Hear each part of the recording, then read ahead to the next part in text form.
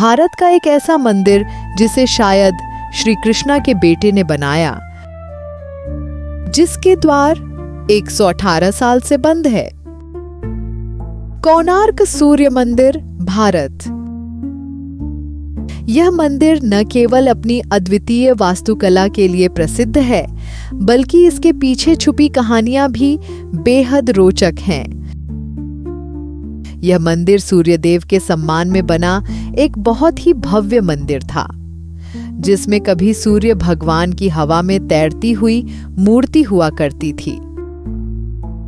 बहुत समय पहले उड़ीसा के पुरी शहर से कुछ ही किलोमीटर दूर एक छोटे से शहर कोणार्क शहर में समुद्र के किनारे एक अद्भुत सूर्य मंदिर बना था। इसे 1244 में राजा नरसिंहा देव प्रथम ने बनवाया था। लेकिन एक और कहानी है जो इसे और भी रोचक बनाती है।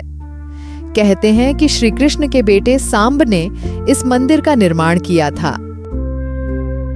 इस कहानी के अनुसार इस मंदिर को श्री कृष्ण के बेटे सांब ने बनाया था। सांब श्री कृष्णा और जाम्बवती के बेटे थे, जो काफी ज्यादा शरारती थे। श्री कृष्ण उनके बुरे व्यवहार से बहुत ज्यादा परेशान थे। कहते हैं जब सांब का व्यवहार नहीं बदला, श्री कृष्ण ने क्रोधित होकर सांब को एक भीषण श्राप दे दिया। उन्होंने कहा कि सांब को कुष्ठ रोग लेप्रसी हो जाएगी, एक ऐसी बीमारी जिसमें शरीर पर फोड़े हो जाते हैं और अंग सुने पड़ने लग जाते हैं। श्री कृष्ण के श्राप के कारण सांब को अब एक लंबे समय तक दर्द सहना पड़ा।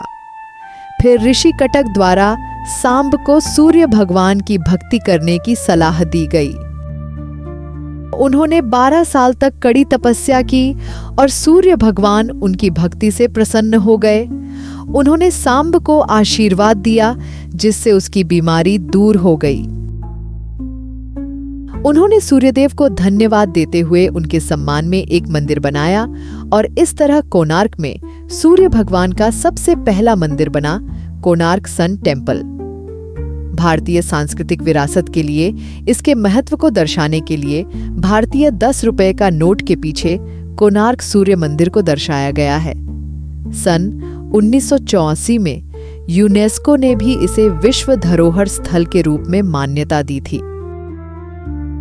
इस मंदिर की सबसे खास बात थी इसका रथ जैसा आकार। ये विशाल रथ 7 घोड़ों से खींचा जा रहा है, जिसके 24 पहिए हैं। ये सप्ताह के 7 दिन और दिन के 24 घंटों का प्रतीक थे। खास बात यह है कि ये पहिए बिल्कुल एक घड़ी की तरह है, जो आज 770 साल बाद भी सूरज की किरणों का इस्तेमाल करके बिल्कुल एक्यूरेट टाइम बता सकते हैं।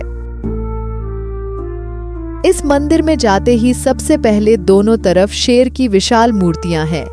एक शेर अपने नीचे दबे हुए हाथी पर हमला कर रहा है और उस हाथी के भी नीचे दबा हुआ है एक इंसान। कहा जाता है यह मूर्तियां इंसान की बुरी आदतों को दर्शाती है। शेर इंसान के घमंड को और हाथी पैसा या संपत्ति को। अगर इन दोनों चीजों की लत लग जाए तो ये इंसान की जिंदगी को खत्म कर सकती है।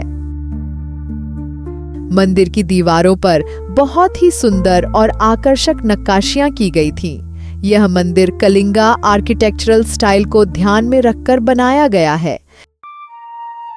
सुबह की पहली किरण जब मंदिर के गर्भगृह में रखी सूर्य भगवान की मूर्ति पर पड़ती थी, तो पूरा मंदिर रोशनी से भर जाता था। इस मंदिर में एक ऐसी मूर्ति भी थी जो हवा में तैरती हुई लगती थी। इस रहस्य का कारण था एक विशाल 52 टन का मैग्नेट, जो मंदिर के ऊपरी हिस्से में लगाया गया था। यह मैग्नेट मूर्ति को हवा में स्थिर रखता था। मंदिर के निचले हिस्से में 2 पत्थरों को आपस में जोड़ने के लिए लोहे और मैग्नेट्स का इस्तेमाल किया गया। दोनों के बीच एक खिंचाव तैयार हुआ। भीषण महाराणा के 12 साल के बेटे धर्मपद को पता था कि इन 2 मैग्नेट्स के बीच एक तीसरा मैग्नेट कैसे बैलेंस किया जाता है। इसके लिए सूर्य भगवान की मूर्ति को मंदिर के बीचों बीच रखा गया। धर्मपद ने कारीगरों को जो समझाया उन्होंने वैसा ही किया और इस तरह यह हवा में तैरती सूर्य भगवान की मूर्ति इस मंदिर की रौनक बन गई। लेकिन 1508 सुल्तान सुलेमान खान ने ओडिशा पर हमला किया। उसने कई मंदिरों को भी बेरहमी से तोड़च दिया और जब वह कोणार्क सूर्य मंदिर के अंदर गया, वह हवा में तैरती उस मूर्ति को देखकर दंग रह गया। उसने अपनी सेना के साथ उस मंदिर के दीवारों पर हमला किया और एक मैग्नेटिक पत्थर को हटाते ही कुछ ही मिनटों में मंदिर का 200 फीट ऊंचा मेन टावर पत्थरों के ढेर में बदल गया। मंदिर को और तबाही से बचने के लिए कोणार्क के पुजारियों ने सूर्य भगवान की मूर्ति को मंदिर से निकालकर रेत के अंदर छुपा दिया। मंदिर से मूर्ति निकाले जाने के बाद मंदिर में सूर्य भगवान के भक्तों का आना बंद हो गया। इसी तरह 18वीं सदी के अंत तक यह छोटा शहर एक घने जंगल में बदल गया। 1837 में स्कॉटिश हिस्टोरियन जेम्स फर्गुसन ने कोणार्क को एक्सप्लोर किया और इस मंदिर पर स्टडी की तभी से इस मंदिर को इंटरनेशनल अटेंशन मिलना शुरू हुआ। सन 1900 में British post governor John Woodburn ने जब इस मंदिर के कंजर्वेशन का काम शुरू किया और यह मंदिर एक कल्चरल साइट में बदल गया, पर ब्रिटिश गवर्नमेंट ने इस मंदिर के मेन एंट्रेंस को रेत की मदद से बंद कर दिया था, जिसके पीछे का कारण आज तक एक राज बना हुआ है। इस मंदिर से जुड़ी कहानियां हमें यह सोचने पर मजबूर कर देती हैं कि शायद हमारे पूर्वज अपने समय से कई ज्यादा आगे थे। बच्चों, अगर आप ऐसे ही रहस्यमयी अनसुनी कहानियां सुनना चाहते हैं तो हमारे चैनल नमस्ते नानी को सब्सक्राइब करें।